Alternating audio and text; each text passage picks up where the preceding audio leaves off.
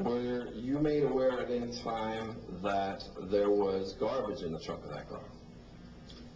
No. No one at any time ever made you aware that there was garbage in the trunk of the car? No. And up to this day, you had no idea that there was garbage in the trunk of the car? No, I received the vehicle without garbage. My question to you is, though, up until this day, you have no knowledge or no one advised you that there was garbage in the trunk of that car? I don't remember if someone asked me about that question. Okay.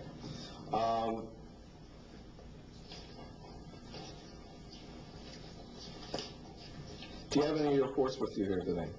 Yes. Okay. And do you have the report that you wrote in this case on the 1st of January, 2009? You're working on New Year's? Let me see which one. What page you are right now?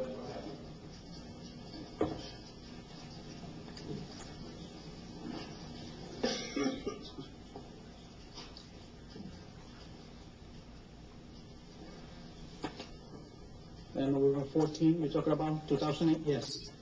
Sorry. It's all right. Okay, now, if you can refer to page 35.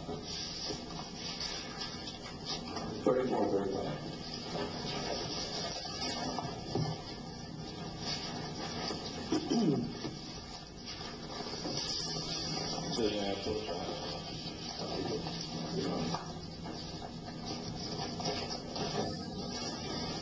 Okay. Bottom of page 34 and all of page 35.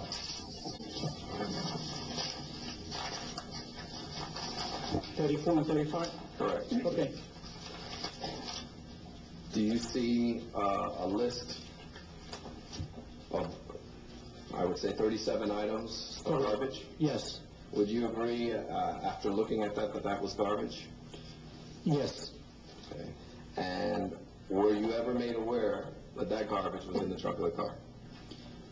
That garbage, when I'm saying again, when I receive the vehicle, I don't receive the vehicle with the garbage. I understand that. Okay. What I'm asking you is, did anyone ever tell you that this garbage was in the trunk of that car? Not to my best recollection. Do you think that in the process of your reviewing this, processing this car, that information might have been useful to you? It's possible, yes. Now, this garbage came in a plastic bag, correct? Correct. And that plastic bag on August 28th was sent to Dr. Neil Haskell. Is that correct? That's correct, yes. And you were the person who sent that to Dr. Haskell? No, it was my supervisor, Michael Benson. Okay. Now, what was included with that bag?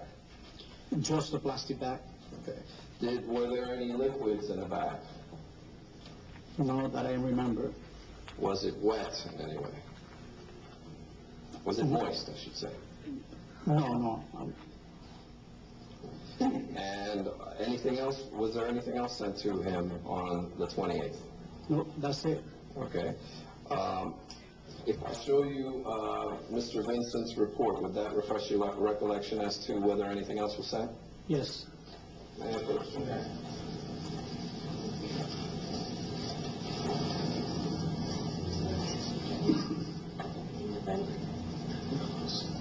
Okay, yes. That was sent by my supervisor, Vincent. Okay. What else was sent, is my question. Do you want to take a look at it? Yes.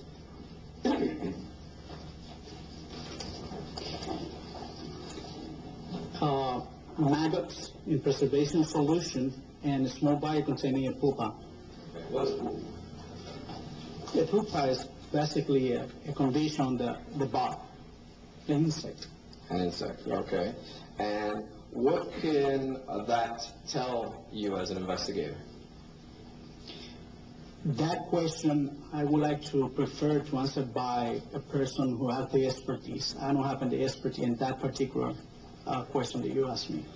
So even though you collected this evidence, No, I did not collect it. You didn't process the car? No. I process the cardboard. I don't collect that evidence. Okay. Did you process the garbage as well? Just I collected the garbage and then I preserve it. Okay. And you're not aware of what type of evidentiary value, any type of this type of entomological evidence No, would be? everything was sent specifically to be inspected by a specialist. Okay. Do you know what type of specialist Dr. Neil Haskell is? Yes, the person that is a specialist in entomology and insects. Yeah. Okay. And do you have any knowledge, based on your training, of what that means? No, I prefer that Dr. Haskell.